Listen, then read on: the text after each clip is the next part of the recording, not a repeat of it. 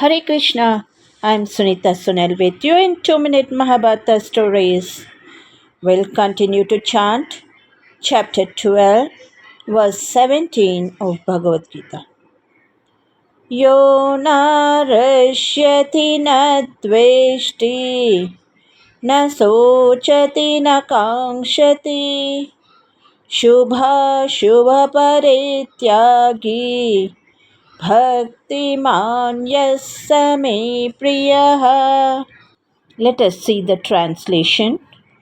One who neither rejoices nor hates, neither grieves nor desires, who has renounced both good and bad, and is full of devotion, that person is very dear to me.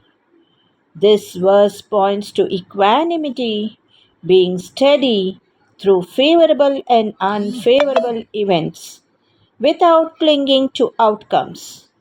The renouncing good and bad means giving up attachment to the fruits of action, not morality itself. Thank you. Good day to all of you. ಹರೇ ಶ್ರೀಕೃಷ್ಣ. ಶ್ರೀಮದ್ ಭಗವದ್ಗೀತೆ ಅಧ್ಯಾಯ 12 ಶ್ಲೋಕ 17. ಯೋ ನ ಹೃಷ್ಯತಿ ನ ದ್ವೇಷ್ಟಿ ನ ಶೋಚತಿ ನ ಕಾಂಕ್ಷತಿ ಶುಭಾಶುಭ ಪರಿತ್ಯಾಗಿ ಭಕ್ತಿಮಾನ್ಯಸ್ಸ ಮೇ ಪ್ರಿಯ. ಈ ಶ್ಲೋಕದ ಭಾವಾರ್ಥ: ಭಕ್ತನಾದವನಿಗೆ ಪ್ರಾಪಂಚಿಕ ಲಾಭದಿಂದ ಹರ್ಷವಿಲ್ಲ, ನಷ್ಟದಿಂದ ದುಃಖವಿಲ್ಲ. ಮಗನನ್ನು ಶಿಷ್ಯನನ್ನು ಪಡೆಯಬೇಕೆಂಬ ಬಲವಾದ ಆಕಾಂಕ್ಷೆ ಇಲ್ಲ. ಅವರನ್ನು ಪಡೆಯದಿದ್ದರೆ ದುಃಖವಿಲ್ಲ. ತನಗೆ ಪ್ರಿಯವಾದುದನ್ನು ಕಳೆದುಕೊಂಡರೆ ಆತನು ಶೋಕಿಸುವುದಿಲ್ಲ. ಹಾಗೆಯೇ ತಾನು ಬಯಸಿದ್ದನ್ನು ಪಡೆಯದಿದ್ದರೆ ಅವನಿಗೆ ಸಂಕಟವಿಲ್ಲ.